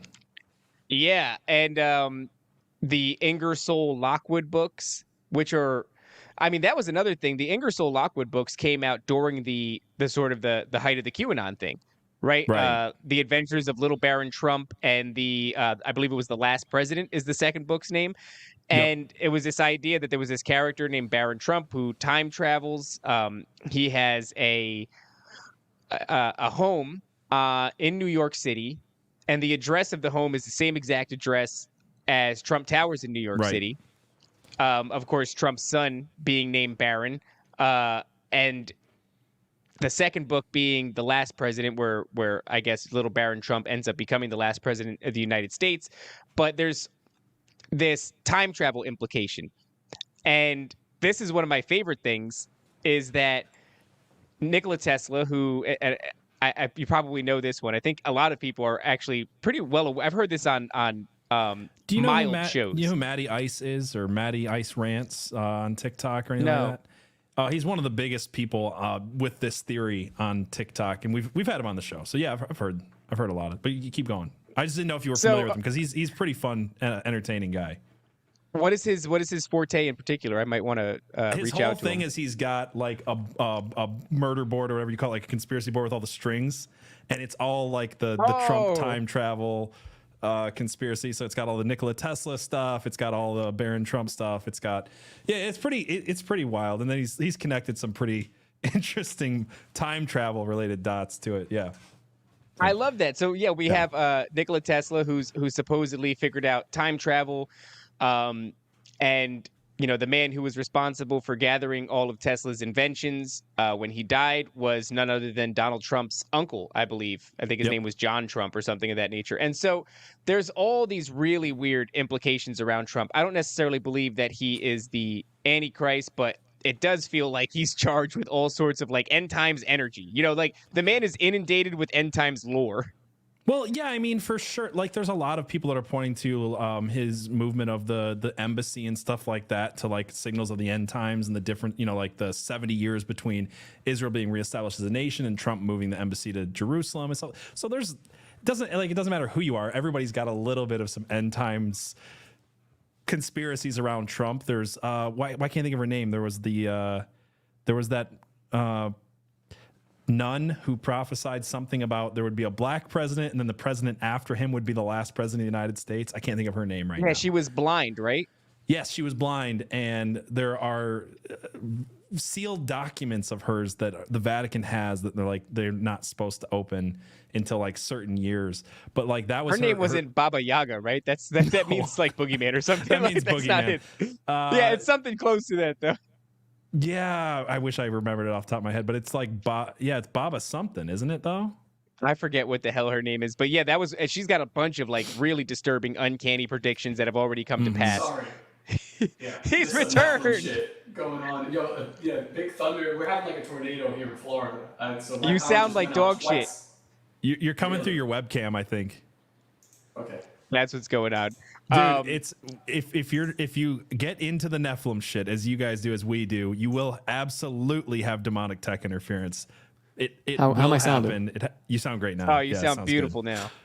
My setup's too expensive for that kind of shit. So please Tell take me it about easy. it, Take dude. out David's stuff. I don't. What happened? Where'd you go, dude? That was like the longest you've ever dropped out. Oh, I got some Yeah. notifications from you. So yeah, I was just the power Oh, your went power completely went out. Yeah, we're having a tornado in Florida, and the power, like the lights flickered. I was like, that's strange. And I'm still talking to you guys, and then bam, everything turns off. I reset everything, reset my router. I'm just about to log on. Fucking power goes off again. I was like, oh shit. All right, let's see if it happens three times. PJ, did you notice? Because it took me a while to notice he was gone. For like 15 seconds, he was just like, I'm like this. Yeah, I noticed he was And I was sitting like, he's very so still. And I was serious like, looking. I don't think I'm saying anything that interesting. That he's just like, yeah, he's like, Somebody called a I cops. was He like, had a "Damn, bro." stroke. yeah. Are you trying to bring this up, David? Yes, that's Trump? what I was trying to bring up. Let's fucking go, Super Trump. Oh my God, Oh, play boy. it. It'll get us pulled off YouTube, but I don't give a fuck. No, you got to play it. You pulled it up. Oh, that's right. My bad. I was all excited. Oh, By the let's way, go through Super Trump. Baba Vanga, or however it's pronounced, is what chat's saying. Yeah, it was You were close, dude. That Yeah. wasn't bad. All right, here we go. PJ, are you ready for Super Trump? Let's fucking do go. it. Oh, you've never heard it? Start it. I have not heard. No, he's this. never heard it. I'm very excited. And we're gonna go here. I'm excited I don't for know you. what- Actually, you know what? Fuck it. Let's start from the beginning. Bop.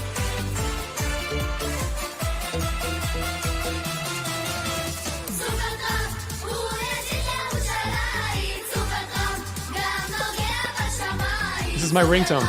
Is it? There he is at the wall. If the whole world turned against us and only Micronesia is rooting for us. When the Sassman fish my Marlene, don't you worry, Trump exists.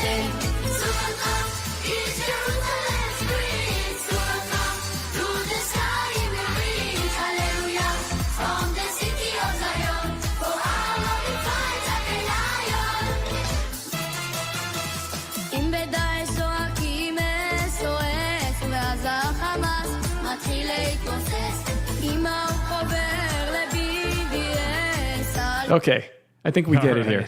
This is a, Yeah, when I watched that, He's I'm a like, patriot. maybe Donnie Darkened has a point. You know what I mean?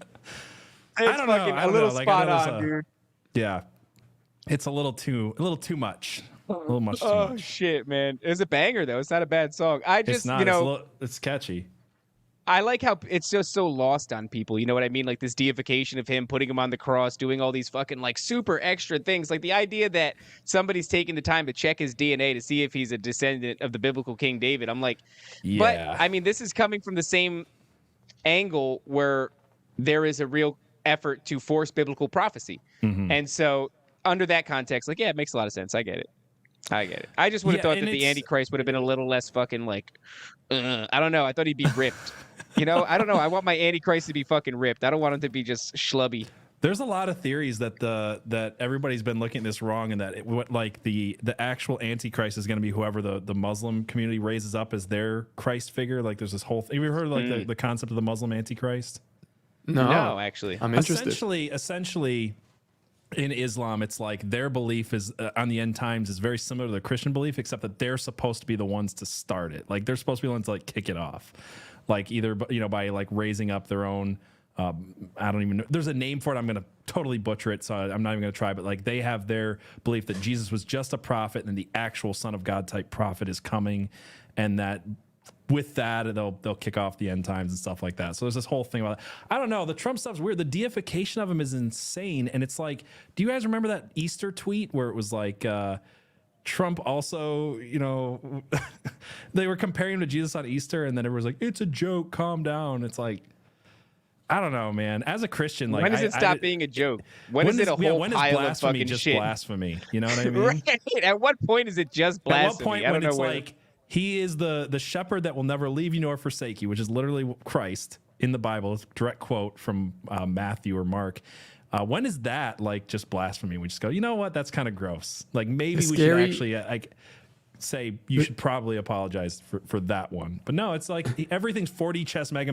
Everything is great, including when he stands for abortion or gets rid of bump stocks or whatever. I'm just so sick of the psyop around him. It's like every bad thing he does is excused away. And I'm like, you're making me believe that he was actually put there. Like, I hate being that guy. I hate being that guy that's like, you know what? At some point, you look at it and go, the reason the mainstream media propped him up was maybe not because they thought it would be easy for Hillary Clinton to beat him. Maybe it's because they thought that people would deify him so much that even when he did the opposite of everything he promised, it's 40 mega chess. It's I don't know, man. Like You're playing 40 mega chess right now. You just blew my mind. I am, dude.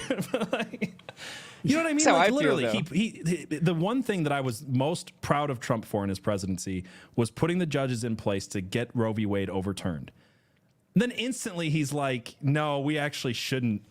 We shouldn't save babies' lives. It's like Ron DeSantis went too far in actually doing something after Roe v. Wade was shut down to save children's lives. And then I had friends of mine who are like, actually, he's right. And it's like, no, you don't understand. Ron DeSantis already had the law in place. Walking it back is not incrementalism. It's retarded. It's straight up retarded. Like there are actual literal babies' lives that are not dying, that are not being sacrificed to Moloch right now because of something Ron DeSantis did, because of something Trump did, to be honest. And now it's just like, walk it back. We actually should have more abortion. Mega. I can't. This is because look where we are now. Conservatism is progressivism driving the speed limit. And when conservatives win, they don't understand that they've won. Which is why I like it makes I'm a libertarian sort of, but like I'm conservative, but I hate both of these people because they're retarded.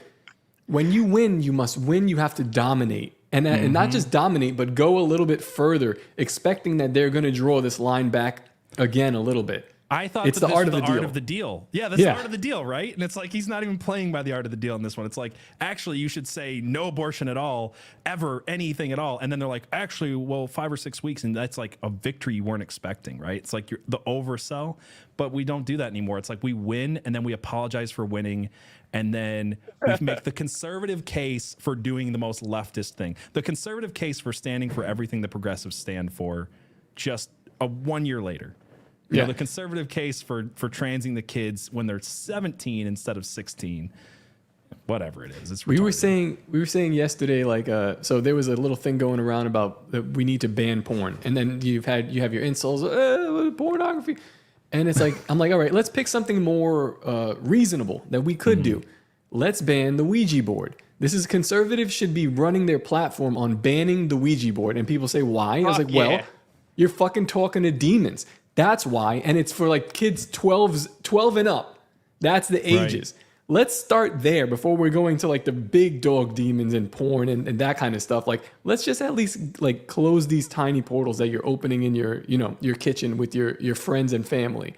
I think that's a winnable let's start war. with like closing off the portals to the lower level demons and just move on from there, right? Yeah, I 100% agree with that.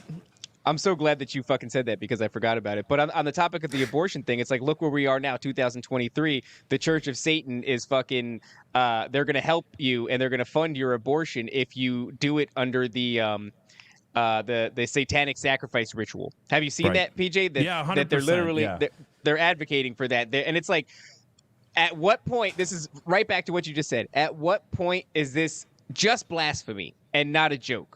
Right? Because the Church of Satan is supposed to be this big fucking ironic thing. And it's like, no, well, I mean, now we're literally, you're sponsoring killing children.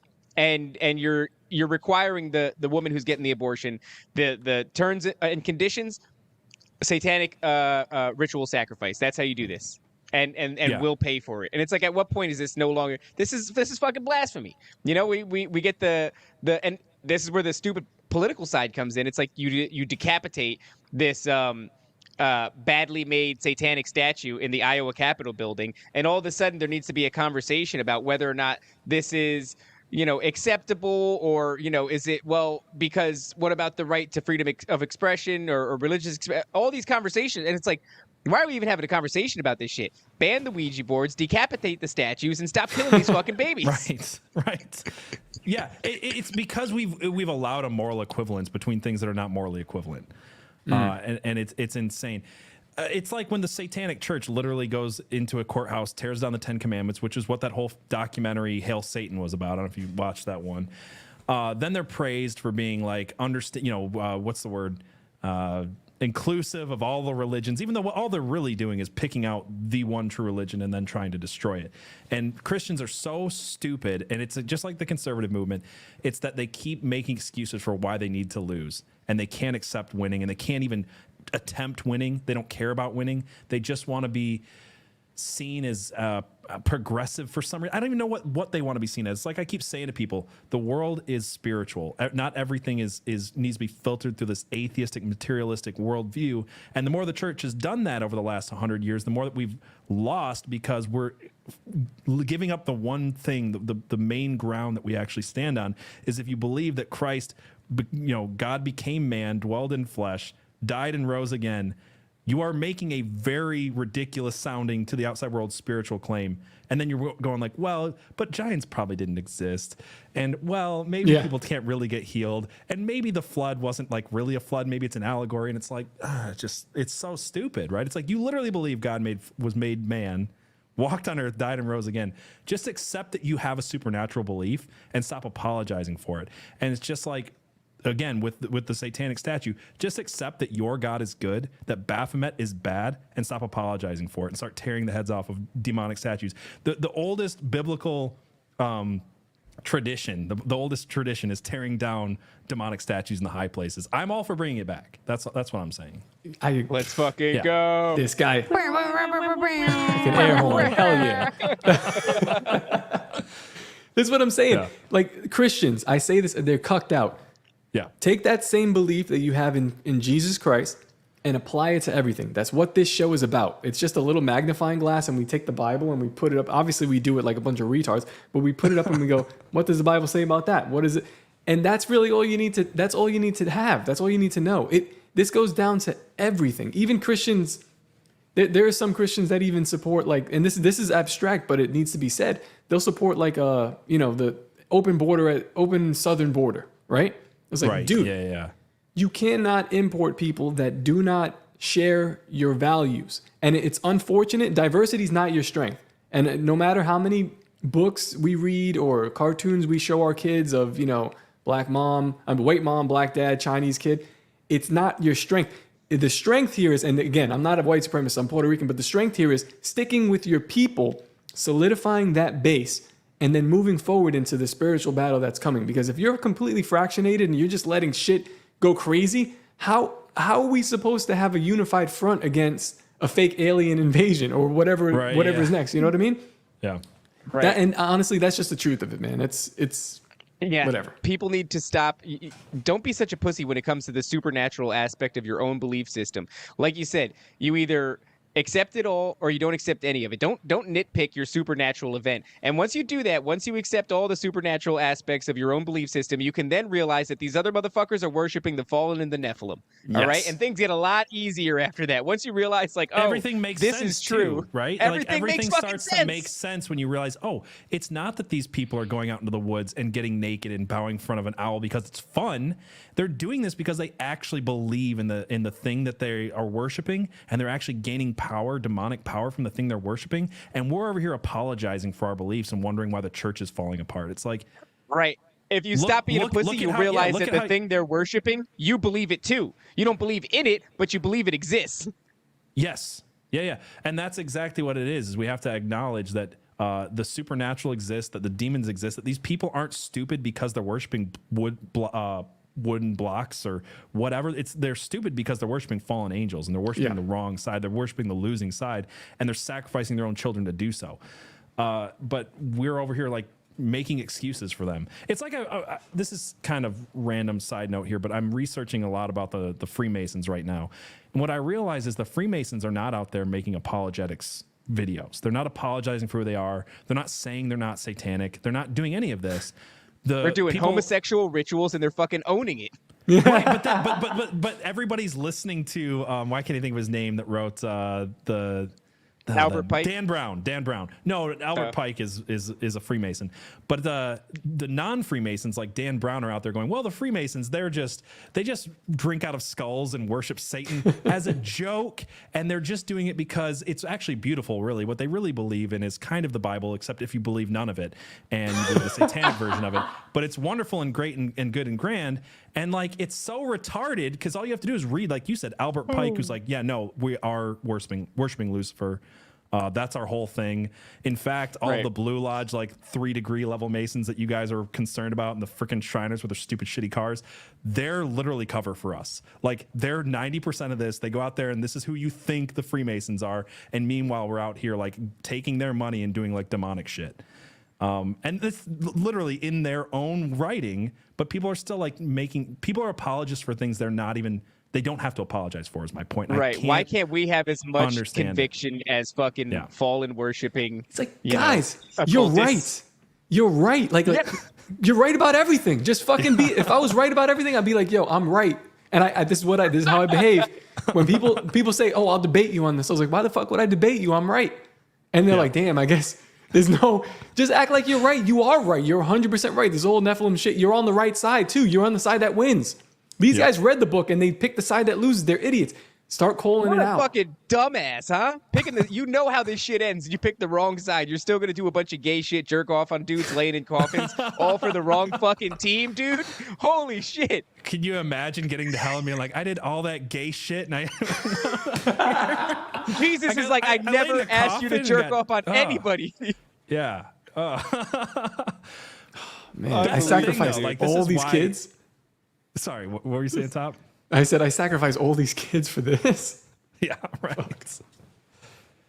Yeah, no, God, I mean, this is why people have got to stop apologizing and stop being black-pilled about it, too. It's like, you are on the winning side. Act like it. Enjoy it a little bit. Have fun with it. Yes, the world sucks. Yes, we're in the end times. Things are going to get worse.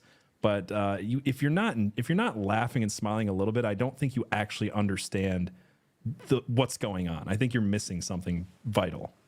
Yeah. And also, I mean, like we just outlined, we're on the winning side. We know how this ends. Yeah. And so every time it goes even more south and things get crazier, I get more emboldened. I become happier. I'm like, fuck yeah, this shit is definitely real. Right. It's confirmation all the time. And I bring up JP Sears a lot, but he was like a new age, middle of the road kind of guy a year ago. And then he's like, I just started looking around and realizing like the people who were good were like way over here. And the people who were bad were way over there. And I used to think they were all kind of here. And I'm standing here in the middle by myself going like, well, they're not killing kids. They're not doing this and that and the other. Pretty obvious who's serving the real God and why that's important. And I think that's exactly what we're seeing is we're seeing that the division getting wider, and that should be at least encouraging because it's like it's never been more clear where the good side is. Who the battle lines? Yeah, it's very the battle lines are very drawn. Yeah, exactly. I want to say, I know we're reaching the end here, but I get a lot of people that get really upset. Like I made a post the other day. I said, stop asking the universe for things. Pray to God. Stop thanking the universe for abundance. Thank God. Don't worship the creation. Worship the creator. This is paganism. And people got really upset with me because they're like, oh, well, if God made the universe and God is the universe and all this other shit. And then they start espousing a bunch of new age nonsense. And I think what people, I'm not going to spend the last couple of minutes here prying you away from the new age movement. I'm just saying, look at the people who were there at the inception of the new age movement. Look at the people who first started that narrative getting rolling, and you will find that almost exclusively they got the information through channeling. This is how they got their information. They channeled spirits. Some of them say it's a lot of the times. Yes, or it's ascended masters. It's the Atlanteans, and it's like, hey, dumbass, these things can lie to you. You know that, right? People can lie to you. The idea that all of these people who started the New Age movement were incapable of being lied to, deceived by the greatest deceivers, the same things that, deceived Adam and Eve in the fucking garden. It's just happening again. And the New Age movement has that messaging. It's Christ consciousness. It's you can ascend. You can evolve spiritually. That's exactly what it is. It's the same lie in the garden, right? The New Age movement seeks to make you God. That is the oldest lie. It's the original lie in the Garden of Eden. And these people can't get it. And they're like, oh, Christ consciousness. I put Christ in front of demonic belief in my own divinity. That's like Judeo-Christian values. Doesn't exist. It's the same thing. It doesn't exist, right? So like this is the whole concept of if I put this nice word in front of it and I make it sound nice and cool, I can get away with the fact that all I really want to believe is that I'm God. And that's what these people really want. And they just won't submit themselves to Christ. And that's exactly what they need to do. Submit is so I think we stop calling the New Age movement and call it fucking, it's neo-paganism. Right. Let's just call it gay. But submission is submission is actually a super, and that's a key to what we're all talking about here. It's something that even I struggle with because, you know, as like a father, as a man, it is very hard to like submit and just like be like, okay, I'm at 0 here. What now? You know what I mean? And it's a lot of our ego. I also do struggle with like, I do think that we are more special than we're led to believe. Like, I think that human beings are psychic. We're like from what the human being is now, I feel like we're definitely like more powerful than this. Like we're antennas for interdimensional realms and stuff. There's a reason why the fallen angels hated us. Because we are very special. We're not gods. Don't get it twisted. We're not a god. We're not gods. You cannot be that way. That's a lie. But to ignore it, like that's my struggle with submission, right? So with submission, you have to submit yourself down to 0. Here I am. Take me as I am, right? But then on the other hand, I also know it's like, no, we're also very special. So like balancing those two things kind of screws with me a little bit. Inoculated and fed bullshit and fucking, you know, bombarded with all types of signals. I'm sure like there's a much more peak version of the human experience that ours is being dulled to a large degree. I would imagine that that's true. Yeah. It is one of those difficult things. And I feel like honestly, a lot of the greatest understandings of the faith is the things that seem to contradict themselves, like be humble, but also like God's calling us to be bold, right? And people think that that's like a contradiction in terms, and they're really not. But it's finding that balancing point, right? Of like, I have to submit myself to God, but that doesn't mean that I have to like lower myself down to pretending I'm just like worm food and that's all I'm good for. And this like this self-hatred that seeps in for a lot of Christians, I think is actually demonic in nature, and I don't think it's good. It's just like the kindness, niceness thing, right? Like you've heard this before. Like people are like, why are you guys assholes? Like Bible told you to be nice. And it's like, well, it didn't actually. It told us to be kind. It told us to be giving of ourselves. It told us to give to people who need and to take care of people. It never said to like, oh, I don't want to offend you, so I'm not going to say the thing. Like that's niceness. And that distinction between the two is important. And you can go back to the Hebrew word for it and understand the distinction more there, where we've kind of turned everything into like this toxic version of niceness that Christians are supposed to be, which is like, I vaguely believe in something as long as it doesn't offend you. And that's like nice Christianity now. And it's just all right. bullshit. I like that imagery of Jesus flipping the table and whapping motherfuckers with that Perhaps thing. Like Christianity, Christianity should be more like what they're doing in Israel, just an ethnic cleansing, just one religion. You know, maybe that's what it is. And honestly, it seems to work for them, right? They know what's up. Ask them, be like, yo, can we bring some immigrants here? They'd be like, not in here. Bring them to America, not in Israel, because they know that works. So. Well, we lost even like the concept of people becoming Americans when they came into this country. I think the last president that even said this was like not FDR, Teddy Roosevelt, right? Like he was the last one to be like, look, we can have immigration, I guess, but they have to become Americans. And if they don't become Americans, we don't have American values in common, this whole thing's going to fall apart. Now it's multiculturalism and all this bullshit.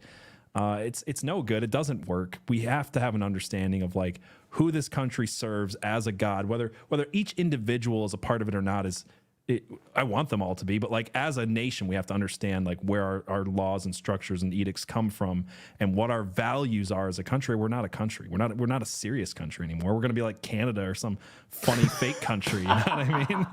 Where they've got monopoly money and their president is maybe black. I'm not sure. And maybe probably definitely Castro's son. If you have a woman on your currency, you're not a serious country. That's exactly it. Hang it up. Dude, all right, I guys, agree. I didn't think that I would like be agreeing so much with somebody, and I'm just like, because like a little bit was like feeling this out. I'm like, I'm gonna say some wild shit, and I'm gonna look at him, see what he says, And I was like, okay, we he's fucking right hit there. a It's stride, wild. bro. Yeah. At some point, once we started really getting into it, I was like, all right, he fucking gets it. I think at some point he was like, they fucking get it. Then this just became an extremist episode for the last fucking 30 minutes. Let's fucking go. Why not? And Sfinkenswagen is a kissing of a higher. Like, oh my God, what happened here? I thought this was a conspiracy show. PJ's like, I just fucked up my whole shit, man. Don't worry. This is exactly why he did the stream. Shut He was up, like, I gotta get Juan. something off my Juan, chest. what's up, man? No, don't shout him out. He's a piece of No, shit. no more Juan, how shout-outs dare for you? Juan. That's No right. shout outs for Juan Ayala from the One on One podcast. Shout out Thomas, the paranoid American. I was just on his show. Yeah. Oh, hell yeah. Oh my God. He's, All yeah, right, these guys, are we are awesome. wrapping here? Or are we shutting the fuck up now? I think we got to wrap it. Yeah, this was All right. this was fun. We could have went for a while longer, but maybe we'll have you on again. This was. I hope you had fun. I had fun, dude. I'd love to come back for sure. So That's all that matters. All that matters was that you had fun. One more time, PJ, tell everybody where they can find your work. all right, so yeah, I'm conspiracy pilled. Just honestly, solo.to/conspiracy pills our link tree. You can go to conspiracypilled.com. It's got all our stuff. But the best way to find us is either just to listen to us on any podcast catcher you use, or go to rumble.com/conspiracypilled. That's the big one that helps us out. Because screw YouTube, they take down half our shit. The only way to actually watch our entire show is on Rumble, because not anywhere else in its entirety. So that's where to go. Please subscribe to us on Rumble as well. Go over there, support that site that doesn't take you down. And Thursday, come back because we're going to have Tony Merkel on. That's going to be a lot of fun. I have no idea what we're going to do, but it's we're just going to go Tony for it. thinks we're going to be talking about Dogman, but we're going to be talking about a secret war that's being amassed beneath the surface. That's what we're going to. He has no idea. This is a complete ambush. But we'll catch you guys All right, later. Peace guys. out. Thank you. Peace. The greatest hypnotist on planet Earth is a oblong box in the corner of the room. It is constantly telling us what to believe is real. If you can persuade people that what they see with their eyes is what there is to see, you got them. Because they'll laugh in the face of an explanation that portrays the bigger picture of what's happening. And they have.